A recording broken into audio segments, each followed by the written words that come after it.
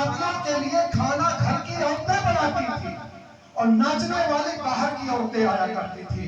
आज उल्टा हो गया है, खाना बनाने वाली बाहर से आती है, नाचने वाली घर की होती है। इतना परिवर्तन हो ध्यान दिया आपने, इतना अपनी संस्कृति को लात मार दिया आपने, फिर भी आप अपने आप को क्षत्रिय कहने के लिए तरस रहे हैं। तो आप तरसते रह जाओगे, कभी आपको कोई मानने को तैयार नहीं होगा। जैसे अन्य लोग हैं वैसे हम भी रहते हैं। हमें हमारे बच्चों को दो चीजों, एक चीज से दूर करना पड़ेगा और दो चीजों की तरफ उनको लौटाना पड़ेगा। एक दूर करना पड़ेगा नशा से, दूर करना पड़ेगा व्यसन से। हमें अपनी लड़कियों को, अपनी महिलाओं को शिक्षा की तरफ, बच्चों को शिक्षा की तरफ और संस्कार युक्त शिक्षा की तरफ। सिर्फ एक चीज याद रखना, अब्दुल कलाम और ओसामा बिन लादेन दो मोहम्मद थे इस धरती पे, दो मुसलमान। अब्दुल कलाम वो था जो भारत के लिए जीवन कुर्बान कर दिया, भारत की मिसाइल बनाई, परमाणु मिसाइलें उसने बनाई, वो अमर हो गया। और ओसामा बिन लादेन वो था, वो भी इंजीनियर था, लेकिन वो ऐसा इंजीनियर था कि पूरी धरती पे आतंक का पर्याय बन गया था।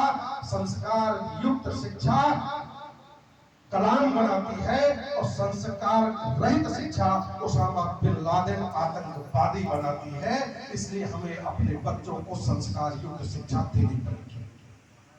अब महिलाएं ऊपर बैठी हैं, मैं आपको भी प्रणाम करता हूँ, आपका पैर छू के प्रणाम करता हूँ। और दोस्तों, मैं एक चीज आपसे कहना चाहता हूँ, ये देश संस्कार युक्त शिक्षा तब तक पाता रहा जब तक हमारे घर की महिलाओं में संस्कार था।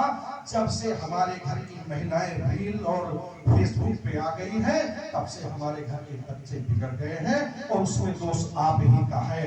आप इतना पीछे जब महिलाओं को रखोगे, जो आपके बगल या आपसे पहले भी पूजनीय है, जिनसे हम पैदा हुए, जो हमारी जननी है, यदि उनका हम सम्मान नहीं करेंगे तो कौन सा संस्कार हमें मिलेगा? कभी इस पर भी विचार करें।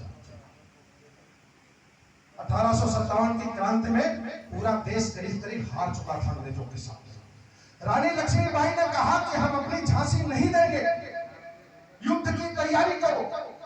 उनके सेनापति ने कहा, रानी साहब कैसे लड़ा जाएगा? उनके सेनापति ने कहा, रानी साहब कैसे लड़ा जाएगा? अंग्रेजों की फौज है 50,000, हमारे पास केवल 10,000 सिपाही। लक्ष्मीबाई कुछ नहीं बोली।